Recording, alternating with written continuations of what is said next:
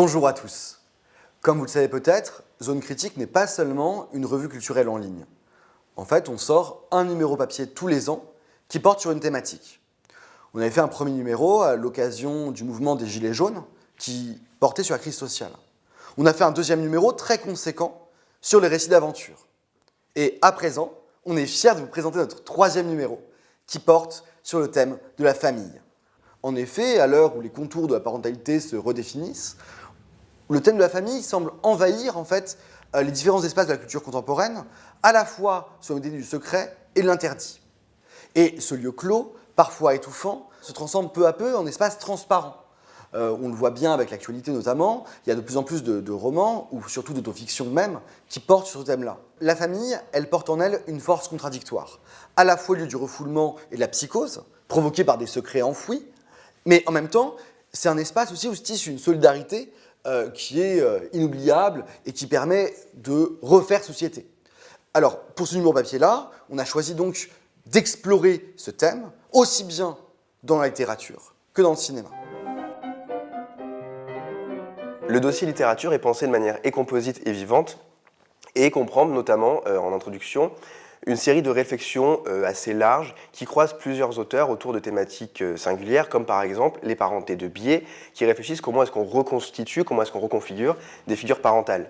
Par exemple, comment est-ce que Hervé Guibert, Patrick Autréau ou encore Mathieu Bénézet se donnent de nouveaux parents parce que leurs parents sont défaillants, donc des parents de cœur plus que des parents de sang. Mais un article interroge également la figure de Modiano et comment est-ce que Modiano, dans une partie de son œuvre, va tenter de réfléchir à la question de la famille, ou encore quelle est la place des origines de la terre et de l'exil dans une poésie du Moyen-Orient. À côté de ces différentes réflexions beaucoup plus larges et donc qui croisent différents auteurs, vous trouverez également des portraits d'écrivains qui font la part belle à la famille. Annie Ernaux, évidemment, y trouvera toute sa place. Elle qui pense la littérature et l'écriture comme un album de famille, mais également Édouard Levé qui, à l'inverse, constate la faille perpétuelle de la famille et qui donc acte au contraire une solitude impossible à combler. Ces différentes parties de la section littérature sont complétées également par ce qu'on a appelé des histoires de famille, ou alors une histoire de ce qu'est le conflit familial ou la question familiale, chez Marguerite Duras par exemple, ou chez Shakespeare, avec une étude sur le roi Lear et la question du père, évidemment, très importante chez le roi Lear de Shakespeare.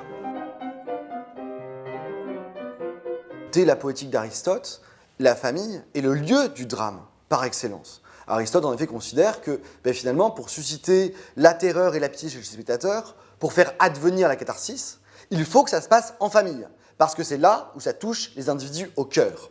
Et il se trouve que dans le dossier théâtre coordonné par Ariane Sartel, nous sommes revenus sur un festival, Les Enfants du désordre, qui précisément s'empare de la question familiale et qui montre la famille dans ce qu'elle a de plus cruel, mais aussi de plus absolu. En fait, dans ce festival-là, à travers notamment 2 pièces qui décortiquent le corps familial, on voit bien que la famille, c'est à la fois quelque chose que l'on subit, mais aussi, et peut-être surtout, quelque chose qu'on peut réinventer. Donc à côté de ces différentes manifestations du spectacle vivant, on a aussi voulu montrer que la question de la famille était une question contemporaine, une question qui touchait aussi à des auteurs vivants. C'est ce que nous montre la partie entretien, notamment 2 entretiens qui ont été menés par Guillaume Narguet. Le premier avec la Clavetine qui part du drame, du deuil familial, pour montrer comment est-ce que précisément la famille va invisibiliser la souffrance, comment est-ce que le silence va s'imposer pour revenir comme un refoulé des années plus tard, et donc évidemment irriguer l'écriture en étant toujours très problématique.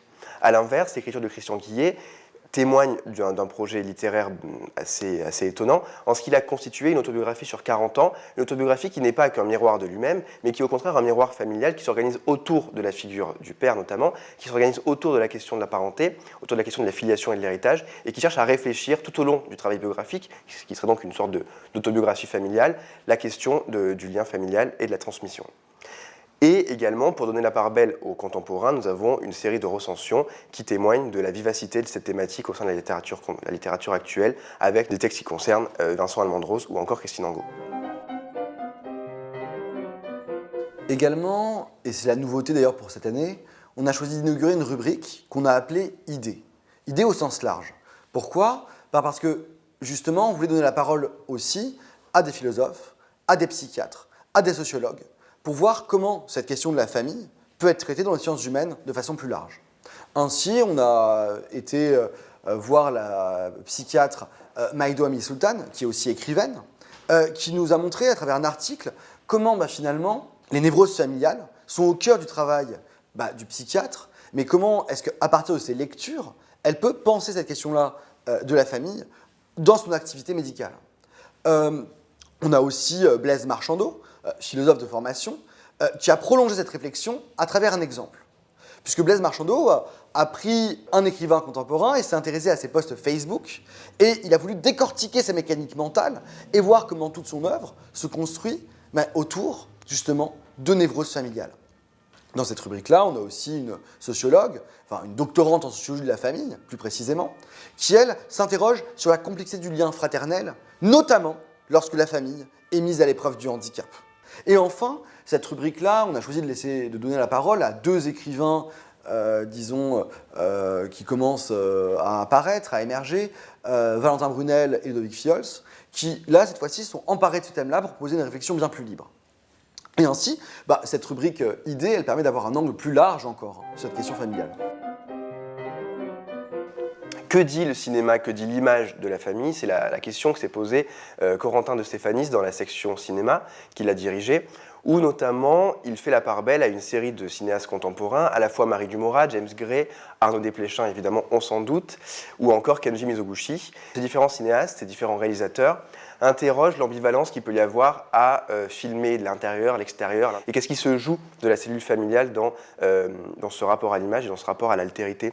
Quel lien s'établit entre l'amour et la haine, entre l'exil et le foyer, entre l'osmose et la solitude, des thématiques qui sont intemporelles, qui appartiennent évidemment à toutes les différentes formes d'art que notre revue cherche à couvrir ici. Également, comment est-ce que la question du sang ou de l'adoption se pose dans le cinéma? Quelles sont les dimensions de la maternité qui sont mises en jeu? Comment est-ce que les films les racontent? Voilà encore un panel d'exemples que la section cinéma a pu proposer dans ce beau numéro. Vous avez vu donc l'essentiel des thématiques qui vont être recoupées dans ce numéro papier-là, de la maternité aux maternités, du repas de famille aux drames familiaux, de la filiation à l'émancipation. C'est tout le spectre de la famille qui est passé au crible de la zone critique. Et on espère que ce travail va vous plaire. Donc le numéro papier il a été publié à la fin du mois de mai. Vous pouvez dès à présent le commander sur notre site internet. Le lien est dans la description. Il est vendu 25 € pour environ 300 pages. Vous allez voir, c'est un très bel objet. On a pris en tout cas beaucoup de plaisir à le faire. Vous pouvez également le trouver en librairie ou le commander en librairie. À bientôt.